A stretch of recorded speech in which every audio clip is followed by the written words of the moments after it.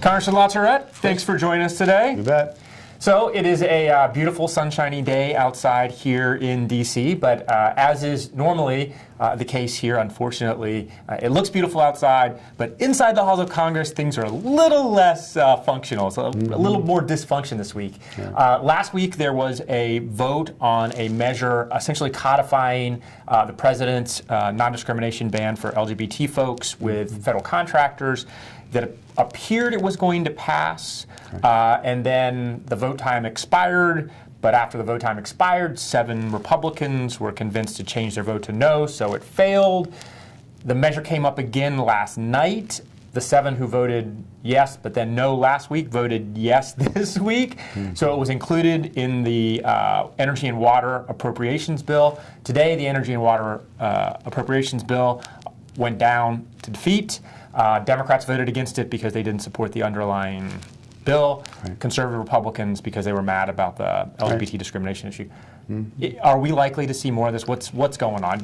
Well, I think as you and I talked a couple of weeks ago, on the transgender bathroom issue. I mean, this is what Washington looks like today, and this is what Washington is going to look like through Labor Day when they, until the conventions, and then when they wrap up their legislative business. Nothing's going to happen here, and it really is what's the matter with one of the things. It's the matter with Washington, in that, one, people don't talk to each other anymore, and two, people are more interested in making a bumper sticker than law, and both sides are, and it leads to stupid things, because one of the amendments that had been drafted, and I don't know if it was offered or not, but by the Republicans to counter the non-discrimination language that the Democrats wanted of federal contractors was a Republican wrote an amendment that said no funds, nothing in this bill should be construed to mean that North Carolina gets no money. Well, that is this is the Congress of the United States. They're supposed to be making laws for the United States. What if North Carolina, committed fraud? Right. I mean, and it's when people stop being legislators and they start being solely politicians, and that's what's going on here. It's both parties, a pox on both of them, and now the appropriations process, the spending bills in this country, the process is broken. The Speaker went on television today and basically said that this bill has been sabotaged. And it's a crying shame. I mean, just to give you one example, I got a call from the Hill, and they said, because of this amendment last week, some Republican members wanted to get out from under. They are concerned, and as we've said before, these aren't made-up issues. I don't fault anybody that thinks that this is an issue. I do fault the way that they're going about dealing with the issues. And so there were some Republican members said, we can live with this amendment if there's some kind of religious exemption carve-out that so you're not trampling on people's First Amendment rights while it comes to religion at the same time you're solving another problem. And I told them, no, you're stupid unless you are willing to walk across the hall to the Democratic leader's office and say, this is how we think our members can be comfortable with this. Can yours? And if the answer is no, then you're not doing it. But if the answer is yes, then you've worked something out. You've not messed up the process.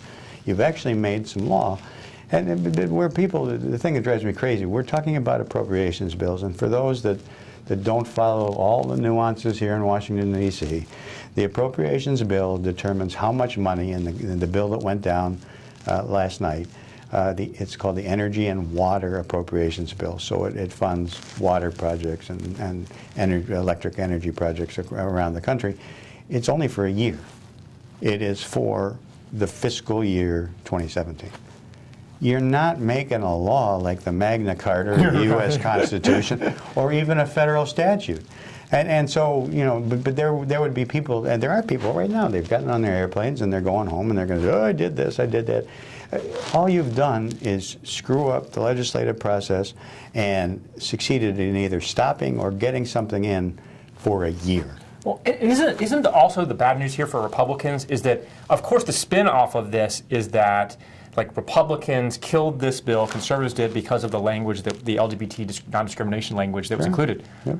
But Democrats who pushed for this language got it in there Yeah. and then voted against the underlying bill. So, like, if it was so, if their number one issue was getting the non-discrimination Right. language codified, they could have voted for the bill, but they didn't because, again, like you said, for both sides, they'd rather have the partisan political fight, so they get to go home and say, I fought the good fight. Well, and that's basically what the Speaker said today, and he's exactly right. So I always took the view that if something was really, really important to me, and I had an amendment and I got it included in the bill, that I had an obligation to seriously consider supporting the bill. The Democrats walked on that. On the Republican side, they supported the bill as a spending bill, but they did not like the inclusion of this amendment.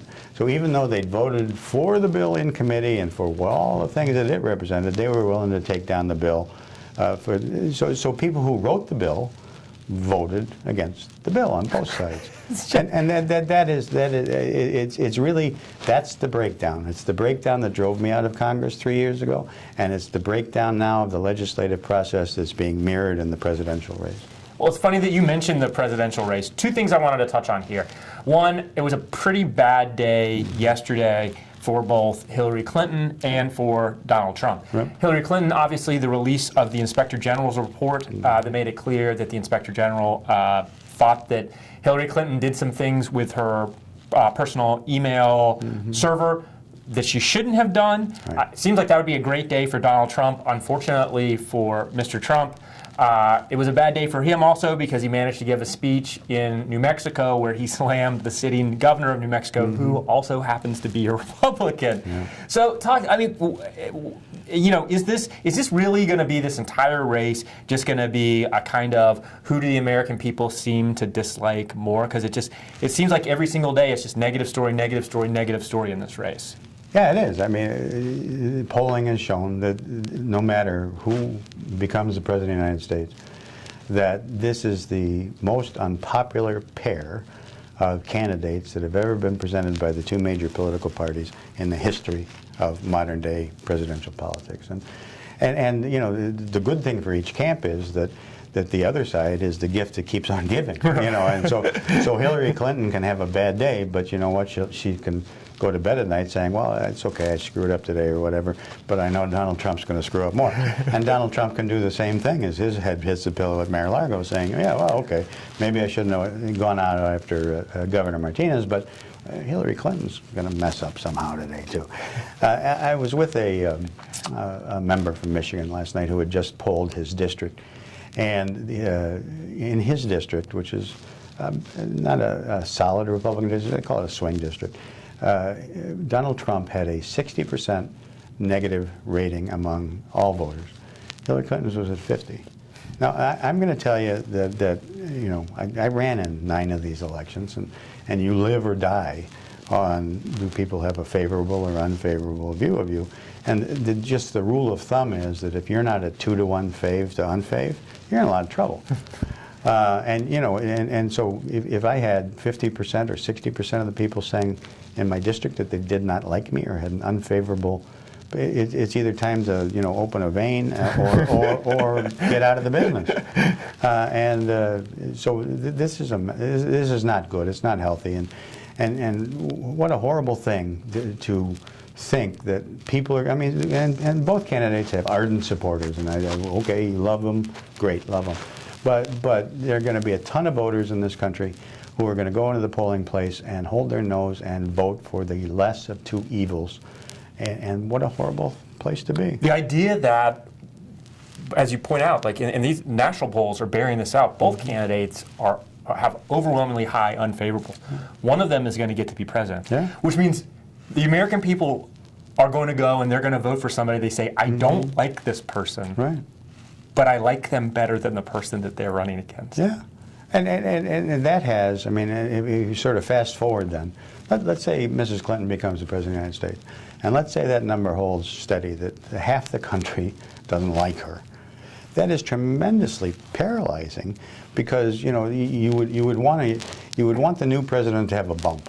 And the bump would be, like when President Obama was elected, there was a huge bump because he was talking about hope and change, and there was a lot of enthusiasm in this town in terms of maybe we can get some things done. And quite frankly, if you look at his presidency, he didn't bring the country together, but he has achieved a lot from the side of a liberal agenda. I mean, he's really pushed the ball. But this would be, either one of them is going to be terribly polarizing. And you're not going to unlock, the bully pulpit of the presidency is what trumps the nonsense over here on Capitol Hill. If you have a strong president who's wildly popular, he can basically go in and embarrass the Congress and say, what do you mean you're not going to build new roads and bridges? What do you mean you're not going to fund this? Yes, you are. And I tell you what, I'm going to get on Air Force One and go to every state in the country, and I'm going to go to all of your districts and tell them how stupid you are. Well, that's not much of a threat if nobody likes you. Right. In fact, in this case, they may be like, please come campaign against me. That's right. It may actually help my reelect. Well, that's what I tell my friends that are still in Congress. I said, listen, I want you to win, and I will come and campaign for or against you, depending on which helps you the most. Well, there's a lot of issues that separate Donald Trump and Hillary Clinton. Yep. What's interesting is there's one issue that actually they're both on the same side of this when it comes to infrastructure, infrastructure spending. Yeah. Donald Trump has been the most consistently, of any of the candidates, most consistently raising this issue. He has from the very beginning talked about infrastructure, something we don't often hear a lot about from Republicans. Right. Hillary Clinton obviously has been talking a lot about infrastructure. She said this week that in the first 100 days she's going to unveil a massive infrastructure plan. Today, Donald Trump announced that he supported building of the Keystone Pipeline. Again, expected to unveil a major infrastructure package. Do you think that next year we could actually have some real attention paid to an issue that, quite frankly, has been ignored for too long? Yes, by the President of the United States, either Mrs. Clinton or Mr. Trump. I do think that both have sent really strong signals. And you're right, talked about something that's not really sexy, infrastructure. I always used to consider infrastructure to be like, everybody needs a roof on their house that doesn't leak, but nobody really wants to think about fixing it. Right. Because it's an expensive proposition. So, yeah, everybody would like to ride on smooth roads and not be stuck in traffic, but people really don't want to pay for it. And the attitude has been here. It's been 20 years since this issue, 1992, since this issue has been addressed in an effective way at the national level. And both of them have credibility on this issue. Donald Trump, because of his business acumen and building and so forth and so on. And Mrs. Clinton, her husband, President Clinton, was actually the last person to address this in a serious way in the Deficit Reduction Act of 1994. And that's where the gas tax was raised, 4 cents a gallon. But you know what, I will tell you, a lot of people got driven from office because they dared raise the gas tax 4 cents a gallon. And there's another example of demagoguery. I mean, if you're the average driver and you put in the average, you got a decent miles per gallon, you're not getting 5 miles to the gallon, but you're getting 30 miles to the gallon, and you do the normal 7,000 miles a year, you're talking about $400 a year to have good roads. I don't get it.